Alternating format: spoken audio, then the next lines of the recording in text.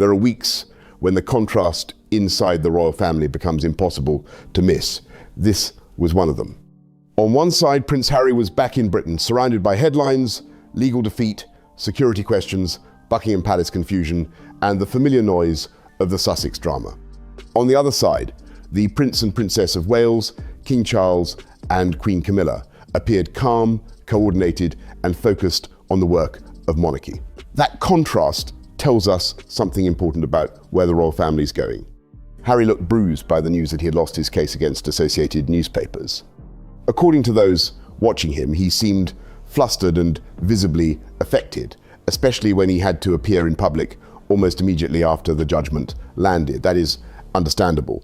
It was a devastating legal and reputational blow, but the striking part was what was happening around him. While Harry was caught in the storm, the rest of the royal family seemed determined not to be pulled into it. King Charles was carrying out duties, Queen Camilla was visible and engaged, William and Catherine were out doing the work. The family looked united, not in a theatrical way, but in the quieter and more disciplined way that matters inside monarchy. They were not answering every Sussex claim. They were not performing outrage. They were not trying to compete with the drama. They were simply moving forward. And he's called it a whitewash. I mean, he's calling the legal profession in this country, where his father is the head of state, as a whitewash, as one of the most senior judges in the country. So, you know, I have no doubt there is no desire to bring him back into the fold, and I think we are a long way off from that ever happening. That is the new royal divide. Harry and Meghan still generate headlines, but William and Catherine increasingly generate confidence. This is why the timing of Russell Meyer's reflections on William and Catherine feels so significant. His book, William and Catherine, The Monarchy's New Era, focused on the couple's role in the future of the crown, and since its release, that future has only come into sharper view. Catherine has returned to more public life after her cancer treatment. William has continued shaping projects like Earthshot and Homewards. Prince George is growing older, edging closer to the stage where his own future role becomes more visible, and the Wales family appears more united than ever. That does not mean life has been easy. In fact, the past period has been one of the most emotionally demanding chapters William and Catherine have ever faced. Catherine's cancer diagnosis changed the rhythm of their lives. King Charles's own health concerns placed additional weight on William. At the same time, the Sussex drama continued, legal fights continued, and the public pressure on the monarchy remained intense. But what has emerged from all of that is a clearer sense of purpose. Catherine's return has not been loud. It has not relied on oversharing. She has not felt the need to reveal every medical detail or turn her diagnosis into a spectacle. Instead, she has spoken carefully, appeared thoughtfully. So Wales back to international duties. I was in Italy with her. She was looking fantastic. She's really energised about the future. We've seen her doing the Three Peaks Challenge. I mean, so I wouldn't be putting myself up for that. It seems an incredibly gruelling task. Yeah. But you know, with the family look very, very united despite whatever else is going on. George is, you know, coming of age, leaving school, going to big school soon. So lots to look forward to for them, I think. And allowed her actions to carry the message. Her Three Peaks Challenge was a perfect example. It was physically demanding, symbolically powerful, and connected to a larger cause rather than personal publicity. That matters. The challenge was not just Catherine showing that she felt stronger. It was Catherine using her recovery to give something back. It honoured the people who cared for her, especially through her connection to the Royal Marsden. It connected her personal journey to the experience of others going through illness. It allowed the public to see strength without needing every private detail. That is part of Catherine's gift as a royal figure. She can communicate a great deal without forcing the audience into her private life. She can be personal without being exposed. She can be emotional without becoming performative. And after months of public concern about her health, that balance has made her return feel deeply reassuring. The images around the Three Peaks Challenge were especially powerful because they showed the foundations around her. William, the children, her parents, her brother, and even the family dog. It was not a glossy celebrity tableau. It felt like a family supporting one of its own. And that is the kind of imagery that makes Catherine so effective.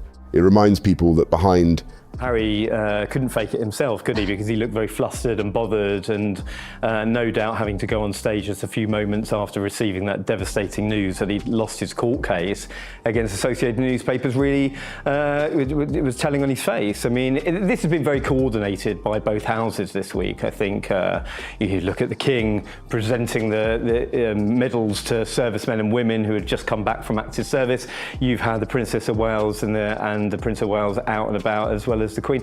I mean, this shows you a family that is united, and I think that we can see that. Titles and palaces, there is a family structure that is real, warm, and grounding. That grounding is one of the biggest differences between Catherine and Meghan. Catherine comes from a close-knit family. Her relationship with her parents and siblings has always been central to her stability. She understands family as a support system, not only as a public concept.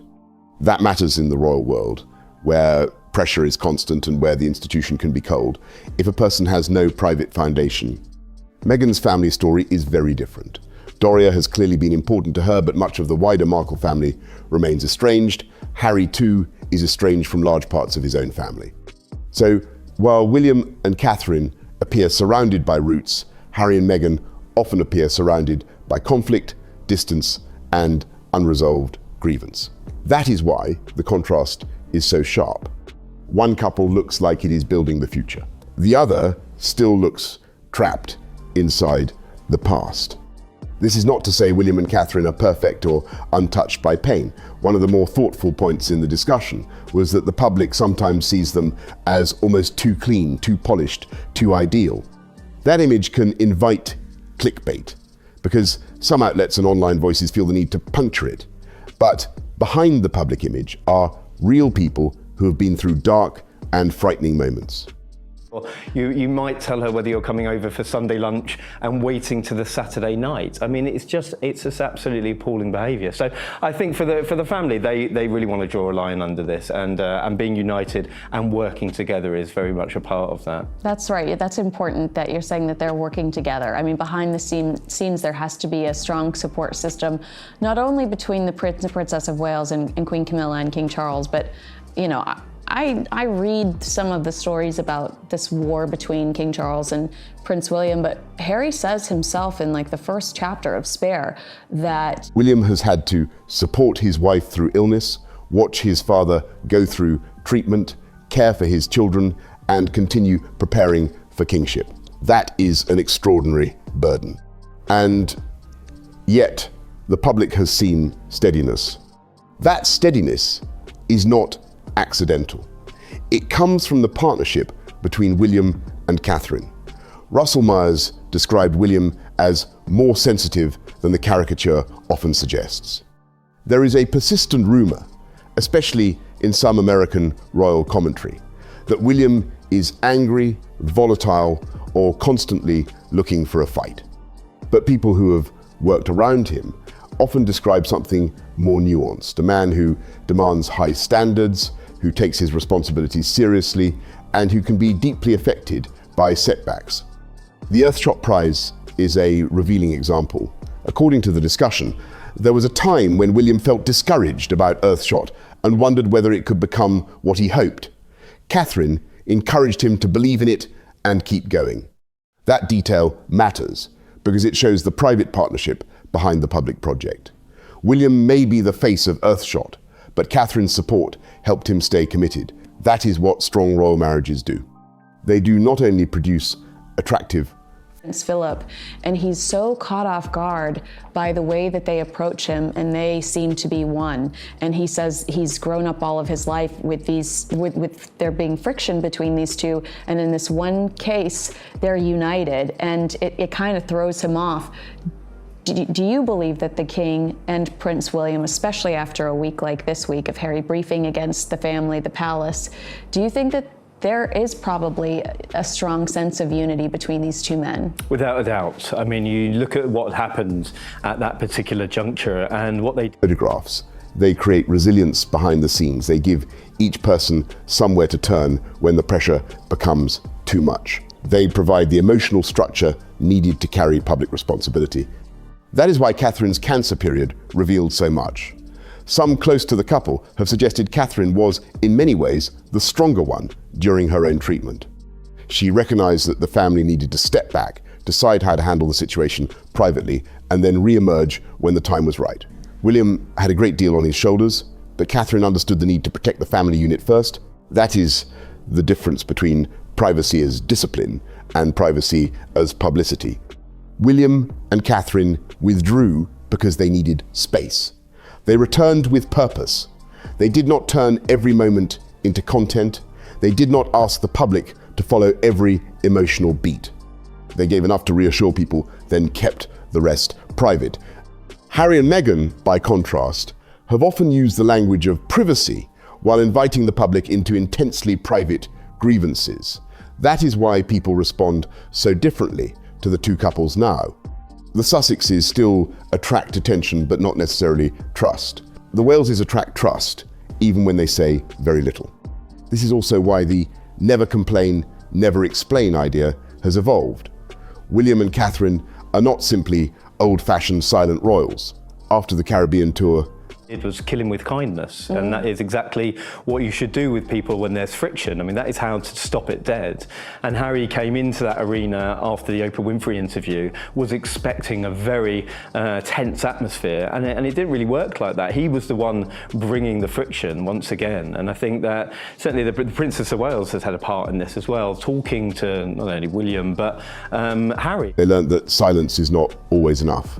That tour included difficult moments and images that became flashpoints, and the couple appeared to take those lessons seriously. William, in particular, seemed to recognize that future royal tours cannot be treated like the past. The monarchy cannot appear as ruler, it must appear as partner. That is an important evolution. The future of the Commonwealth and the monarchy's diplomatic role depends on sensitivity, preparation, and the ability to listen. William and Catherine learned from moments that went wrong, they adjusted, they vowed not to repeat mistakes. They became more involved in details. That is leadership. This matters for future tours, including the possibility of India. A visit of that kind would be more than a royal engagement. It would be a diplomatic mission, a soft power exercise, and a chance to show what a modern monarchy can look like in a world that no longer responds automatically to old imperial symbolism. William and Catherine will need to be confident, prepared, and careful. Everything suggests they understand that. King Charles understands soft power too. The discussion mentioned his ability to enter politically charged environments and change the atmosphere. In Washington, during a period of tension, Charles's presence reportedly produced warmth and unity across political divides. Well, as I say in the book, there was a period where certainly Catherine did want to make peace for the brothers. You know, she was... and this is pre-cancer, right? Pre-cancer, well, yeah. Way back. I mean, you're talking sort of over 10 years ago. She could see the fractiousness that existed way before any of this in their relationship. You know, talk about brotherly squabbles. It was more than that. There was a different path set out for both of them, and it did create tension at times. And Catherine, you come from a very, very tight-knit family. She gets on famously well with both her brother and her sister. We saw James doing the 3 Peaks challenge with her and just sort of embracing one another. I mean, that is a real foundation of her life, and family is very, very important to her, of course. And she also told William, you know, your blood is thicker than water a lot of the time, and you've got to try and mend these relationships, or at least have some sort of solid foundation for them. But I think things have moved on, you know. Every time that you look at the Prince and Princess of Wales, they've been very, very united. William has spoken about his pride for her. You know, he's absolutely in awe of her about how she's dealt with her cancer diagnosis. That is monarchy at its most effective. Not political power, but symbolic power. The king can stand above partisan conflict and create a moment of shared respect. That is what Harry no longer seems to understand. The power of monarchy comes from restraint. It comes from continuity, service, and carefully managed symbolism. It does not come from constant emotional self-expression. It does not come from airing private grievances. It does not come from using every platform to relitigate personal pain. Harry may still carry royal status, but he often behaves in ways that weaken the very mystique that gives that status value. That is why his legal defeat is so damaging. When Harry called the outcome of his case a whitewash, he was not only criticizing a newspaper, he was challenging a judgment from one of the country's senior legal figures in a nation where his father is head of state. That creates a constitutional awkwardness. How can someone who still carries royal titles and who continues to be connected to the monarchy publicly imply that the legal system has failed him whenever it does not deliver the result he wants? That is not a small issue. It is one of the reasons Project Thor now looks unrealistic. Project Thor, the idea that Harry could somehow be brought closer to the royal fold again, Meghan, if they are to be here at the same time. Of course, there's a sadness to not meet their nieces and nephews, of course, but there are bigger things happening. I think the King's health and his happiness, the future of the monarchy, and of course their family life is much more important to them. I love the pictures that they posted recently of her children waiting there for her as she completed the Three Peaks Challenge, her mother and father standing there with Prince William, and never made much practical sense to many observers. The theory was that there might be an establishment push to create some form of reconciliation or partial return. But what would that even look like now? Harry has written about private texts involving Catherine. He has mocked William's appearance. He has described a physical confrontation with his brother. He has attacked Camilla. He has used interviews, books, and documentaries to turn family conflict into public material. The idea that he could simply return, provided Meghan does not sell jam in the United Kingdom, or provided the Sussex commercial operation follows a few neat rules, misses the real issue. The real issue is trust. Trust has been broken over and over again. William and Catherine have no reason to welcome Harry and Meghan back into their private world. They are focused on the future, on their children, on Catherine's health, on William's coming responsibilities, and on a monarchy that must survive beyond Charles. There may be sadness in not seeing Archie and Lilibet. There may be regret that family bonds have been damaged. But sadness is not the same as permission. The king may be more open to seeing Harry privately. A father may always want some kind of contact with his son. But even there, the limits are obvious. But also to speak about it more candidly. And I think she's done that very, very subtly. She doesn't have to discuss what sort of cancer she had or how grueling the treatment was all the time. We've had little snippets of that when she's speaking to other cancer victims. And I think, what a wonderful ambassador she is for other people going through such a terrible, terrible time. It's so true. And you mentioned she doesn't have to, divulge what type of cancer it was. And thank you for saying that, because I've recently seen a piece in the Daily Mail. God love them. They just won a court case. But I just saw that piece in the... If Charles meets Harry, it will likely be on the king's terms, not Harry's. The king is not expected to change his diary simply because Harry arrives in the country. The monarchy cannot be run around Harry's needs. The Buckingham Palace accommodation row showed exactly why. According to the discussion, Palace staff had been asking for weeks whether Harry intended to stay. There were delays, uncertainty, and conflicting versions of events. Harry's side suggested one thing. Palace sources suggested another. The logistical reality was complicated. Security, staff, rooms, a building undergoing work, possible arrangements for Meghan and the children, and the timing of Harry's court judgment. Even if one accepts that there may have been confusion, the bigger point is obvious. A royal residence cannot be treated like a last-minute hotel. It requires planning, staff need to be arranged, security needs to be prepared.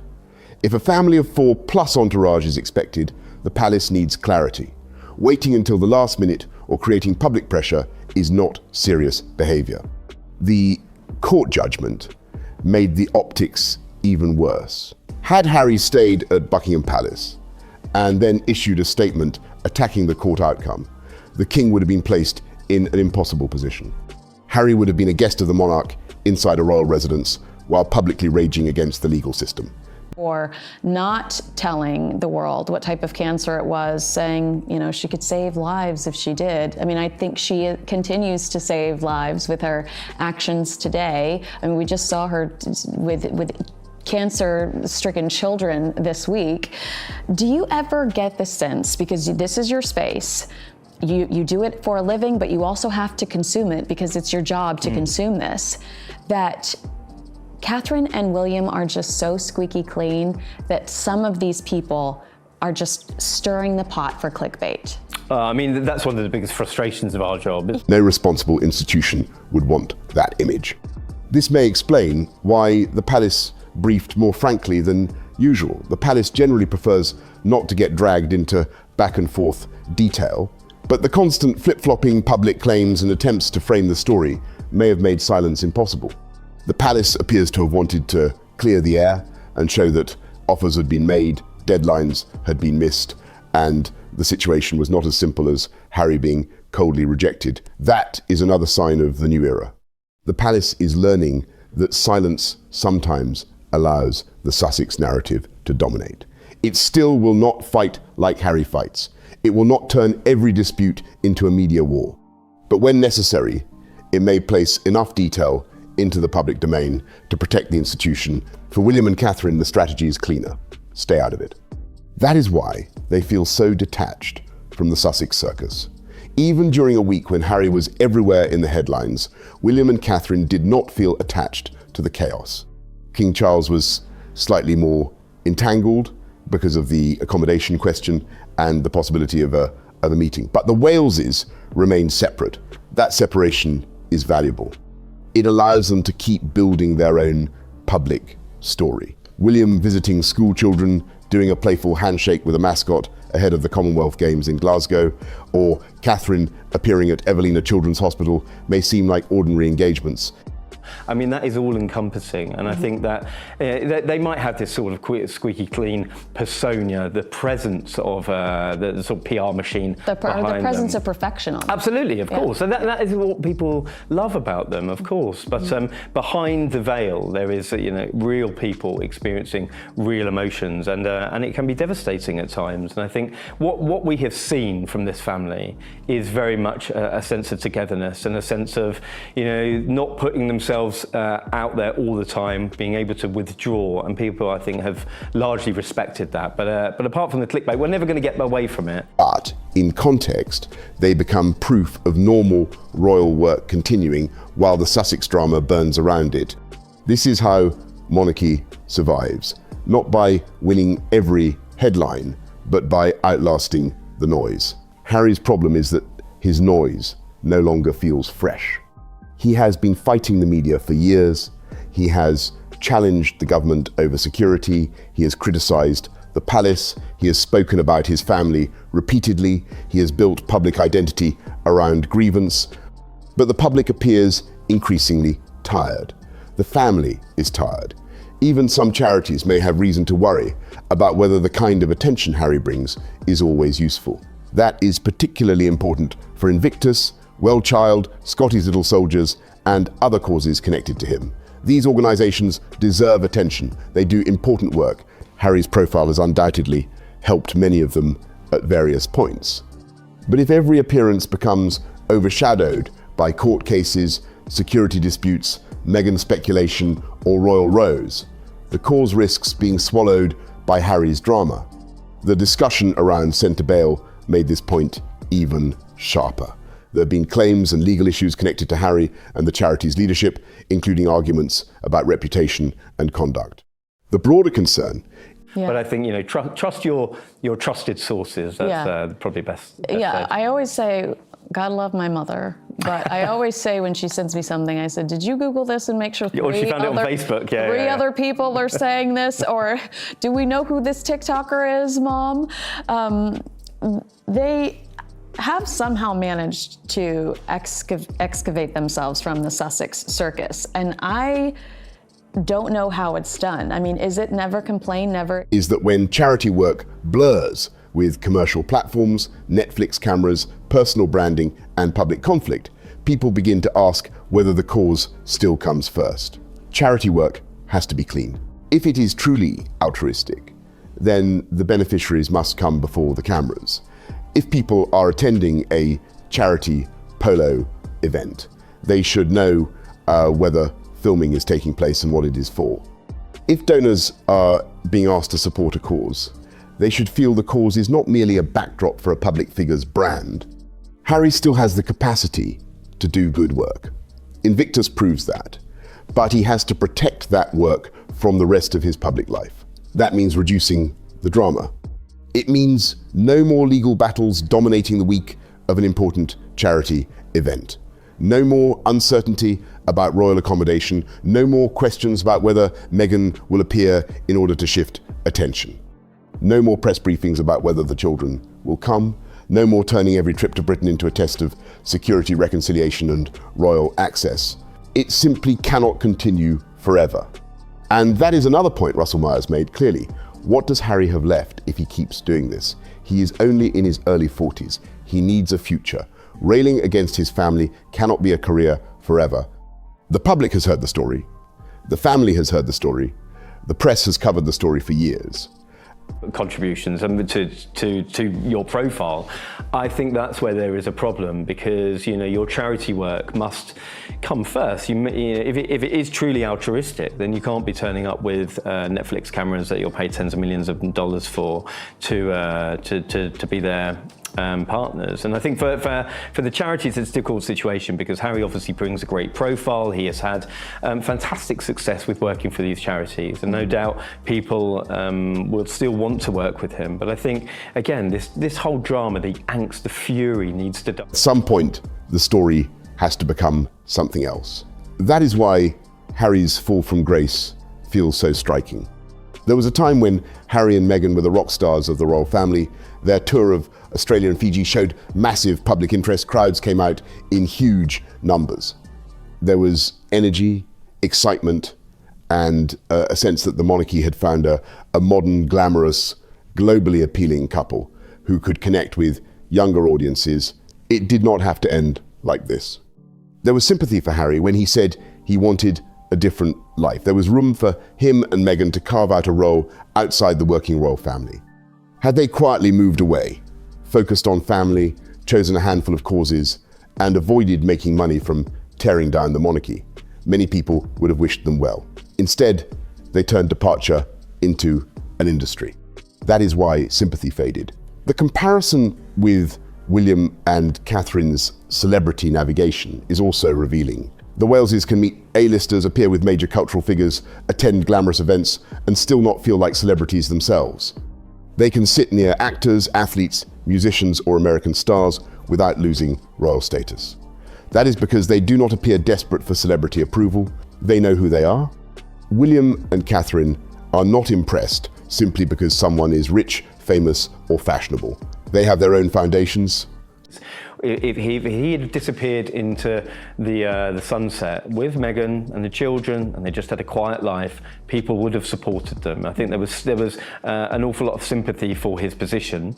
If he didn't want to be part of the royal family, then there would have been a groundswell of support for him to carve out a different role. But what has happened is he's made an awful lot of money of sort of tearing his family down and railing against an institution that he made the decision to leave behind. Do you believe in Project Thaw? Do I believe? In Project Thaw, this School friends, university friends, family, long-standing relationships, and a clear future role. They can engage with Hollywood without becoming Hollywood because their identity does not depend on being accepted by Hollywood. That is a crucial difference from Harry and Meghan. Harry and Meghan's California life has often seemed built around proximity to celebrity. The interviews, the streaming deals, the celebrity friendships, the awards circuit, and the constant positioning in American media created the impression of a couple trying to become royal celebrities.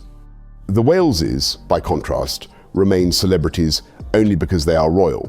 They do not need to chase relevance. Their relevance is embedded in the institution. That gives them power. It is the same with Earthshot. William can bring in stars, musicians, actors, and global figures, but the purpose remains larger than the glamour. The celebrity amplifies the message. It does not become the message.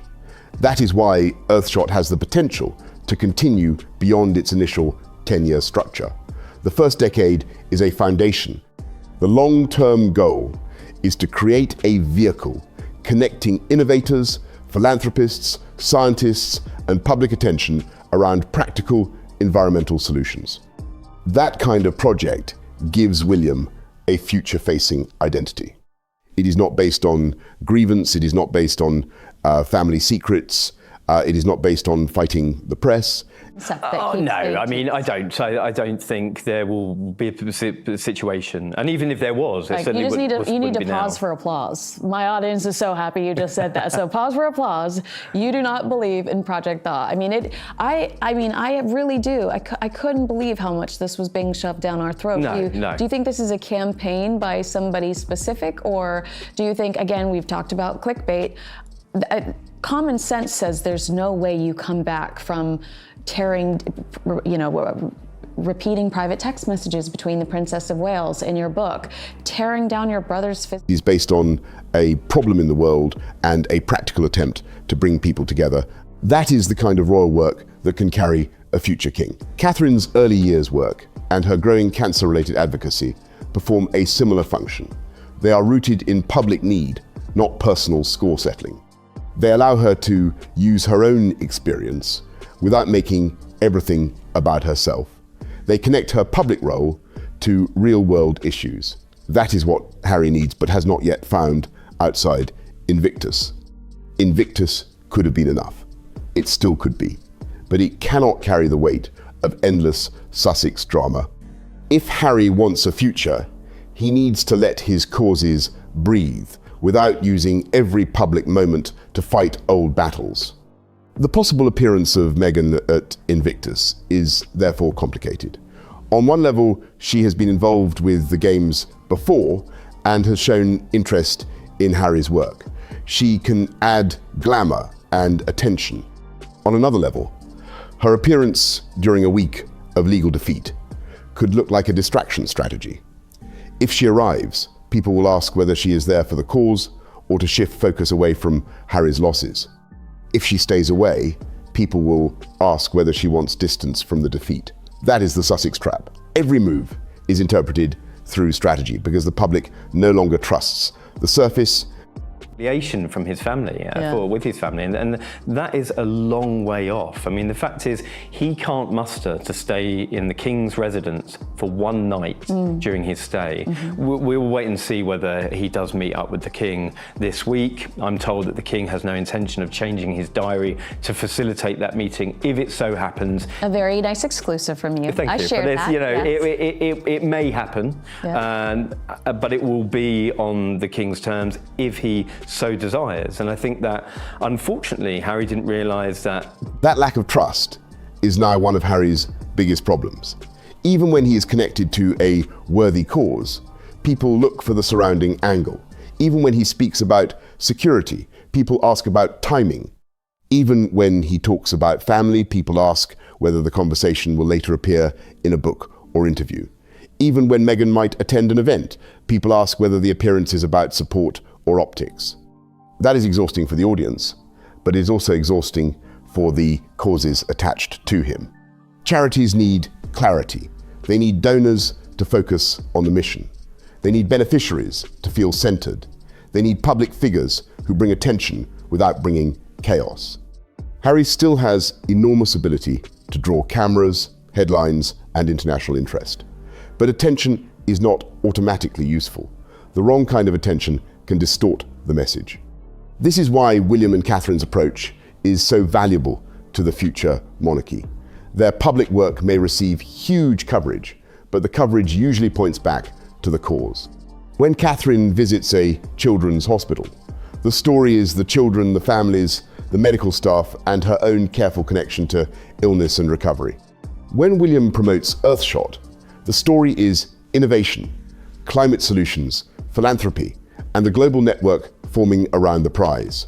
The celebrity is used to amplify the work, What a transition. And I'd been travelling sort of a Technically, you lot. still are kind of covering terrorists, though. Meghan Markle is your beat. I couldn't possibly comment, but it's sometimes you go from the sublime to the ridiculous in this job. But yeah, I mean this job came up in about 2018 and the beginning of 2018, and my bosses asked me would I be interested. At first, I didn't think it was a great fit, and I said I'd help out for 6 months, and that was sort of we were leading up into the wedding, and the rest is history. I mean, we have seen an absolutely extraordinary period. Really interesting to speak. Not replace it.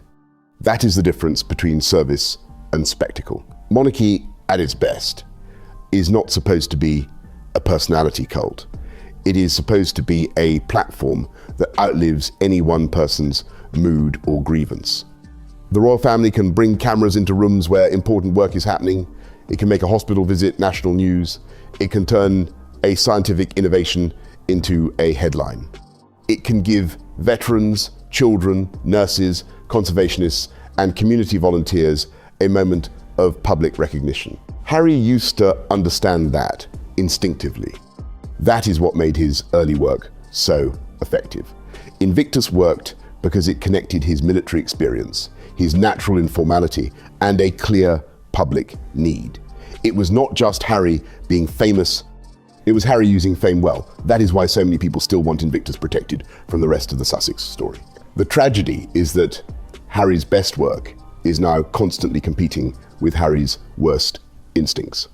The instinct to litigate, the instinct to relitigate, the instinct to blame the press, the instinct to pressure the palace, the instinct to make family pain public, the instinct to treat every setback as evidence that the system is unfair. Those instincts may be emotionally understandable. Around for the early years of Harry and William as adolescents, as young men, and by and large, people across the board said, "What a period this has been." I mean, the last decade has been absolutely extraordinary. And Harry was a difficult customer because, again, you speak to some of my colleagues who've been doing this 20, 30 years. He was a very, very different individual. He would come and he would speak to the journalists, and I think by the time that he met Meghan, he had a very different opinion of the British press, and of course we have seen him be very litigious against But they are not strategically useful. They also make William and Catherine look even more disciplined by comparison. When they are criticised, they do not rush to explain every detail. When clickbait appears, they do not chase every rumour. When Sussex headlines erupt, they do not try to drown them out with counter-drama. They allow time, work, and consistency to do most of the talking. That is hard to do. It requires internal confidence. It requires advisors who can hold their nerve. It requires a marriage where both people understand the long game. It requires the willingness to accept short-term irritation for long-term trust. Most of all, it requires knowing who you are. That theme runs through the entire contrast between the Waleses and the Sussexes. William and Catherine know what they are preparing for. They are not guessing at their future. They know the crown is coming. They know their children will be raised inside that future. They know public life will become heavier, not lighter. Their task is to prepare, adapt, and modernize without losing the dignity that makes monarchy different from celebrity. Harry and Meghan's future is much less defined.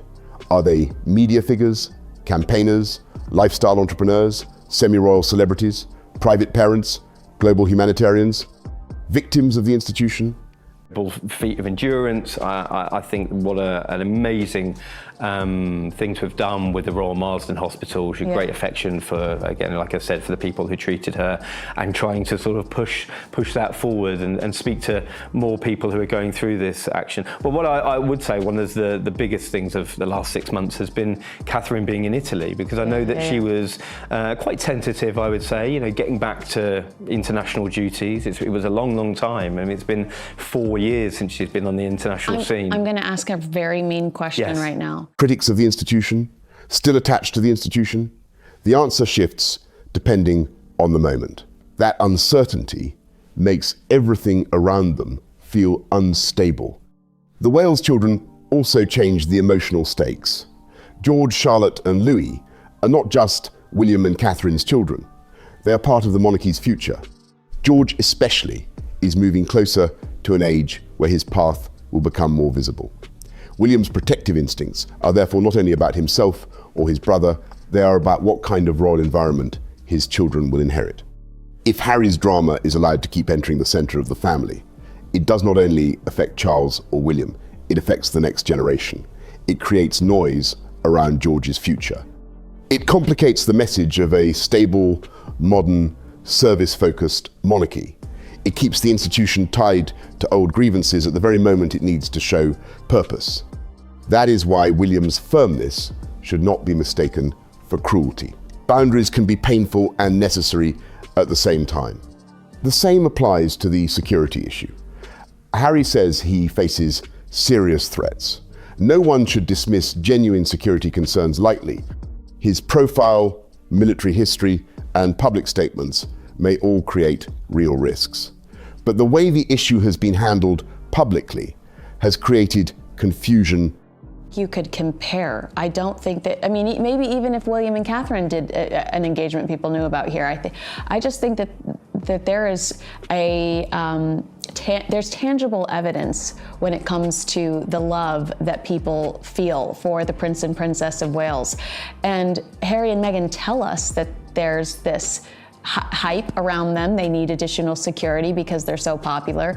But I've not physically seen it with my own eyes. Am I being unfair? Well, I think that, in fairness, I think that Harry... Announcing or briefing possible travel before official arrangements are confirmed only fuels the drama. If the Home Office has not changed its position, if the palace has not finalised accommodation, and if security questions are unresolved, then why make the visit part of the public story? That is why some people believe Harry's team tried to railroad institutions into decisions. Whether that was intentional or simply chaotic, the result was the same. Government, palace, staff, and media were dragged into a swirl of speculation. The palace then had to clarify. The press had to report. Harry looked disorganized. The king was pulled into the mess. None of it needed to happen. That phrase keeps returning because it explains so much of the Sussex saga. It did not need to be like this. Harry and Meghan did not need to turn departure into war. Harry did not need to publish private texts. He did not need to mock his brother's appearance. He did not need to create years of legal and media battles.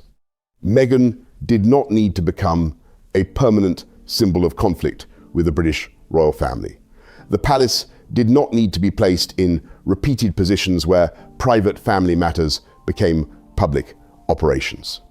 And yet here we are. The relationship between Harry and William is described as being at rock bottom and has been there for years. The relationship with the king may now require serious repair after the accommodation row. Surrounding how this unfolded, because I'm hearing that they were never really going to stay there. I think I've predicted that this was all to reposition them as the victims and put King Charles in the bad guy category again, because that's been very lucrative for them financially, truly, in the United States. What's your understanding of everything that's unfolded in the last few days? Well, before we come into that, I still cannot believe what has happened, because none of this... we need a nap. It's incredible, because why on earth would you announce? Court statement and the continued public pressure. Charles reportedly once begged his sons not to make his final years a misery. Whatever one thinks of Harry, it is hard not to see how painful this must be for a father dealing with illness, kingship, and family fracture all at once. But sympathy for Charles does not automatically mean capitulation to Harry. The king has duties. William has a future.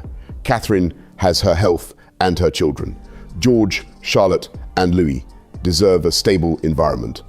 The monarchy cannot be organized around Harry's unresolved anger. That is why the Wales family now feels central. They are not simply the alternative to the Sussexes. They are the future the institution is choosing. A future of controlled communication, practical adaptation, careful diplomacy, family stability, and projects with long-term purpose. It is not perfect. It will face criticism. It will make mistakes, but it has direction. Harry's public life, by contrast, still feels reactive. He reacts to the press, he reacts to the palace, he reacts to security decisions, he reacts to old wounds, he reacts to court defeats, he reacts to what he believes others owe him. That is not a sustainable identity. The question now is whether the bruising experience of this week will finally make him pause. The Home Office had not responded to his request. There was never any change in sort of the mood music coming out of the Home Office. I've spoken to people in the government and they felt railroaded into making a decision. I mean, why on earth would the Home Secretary, who's fighting fires all over the world, feel that there was a precedent to make a decision for Harry coming over to the UK and then having to change his mind 24 hours later? The situation with Buckingham Palace, I think, still remains a mystery because I've spoken to people at the palace and they said, incredible, exactly. Isn't it? Yeah. Well, I think as you were saying that, I was thinking about the video he takes at the very beginning of the Harry and Meghan Netflix series, where he's like, we're about to embark on our freedom flight. What if he had chosen to, with a large portrait of Queen Elizabeth II behind him in Buckingham Palace, get on his cell phone and just rage against the court system? You don't know what he's going to do. He's unpredictable. I think what is undoubtedly true is there has been a lot said on both sides that people... He could draw a line under the drama. He could accept that the legal battles have cost too much. He could decide that Invictus and his children matter more than another grievance.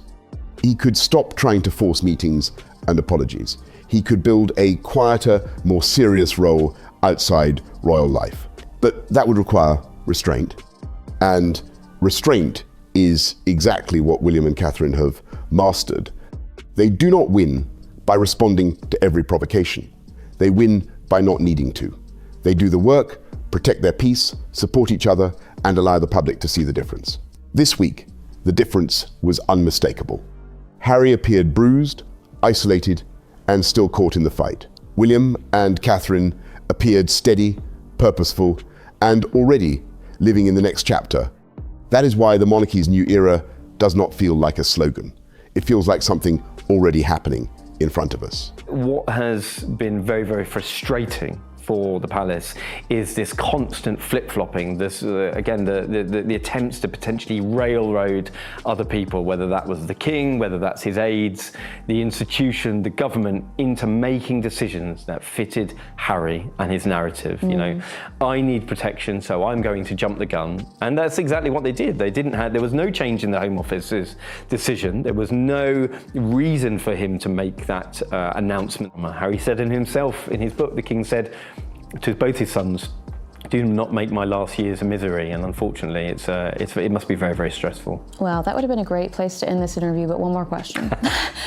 Do you think we'll see Meghan, or do you think that the loss is a loss she doesn't want to be associated with, so she's going to lay low?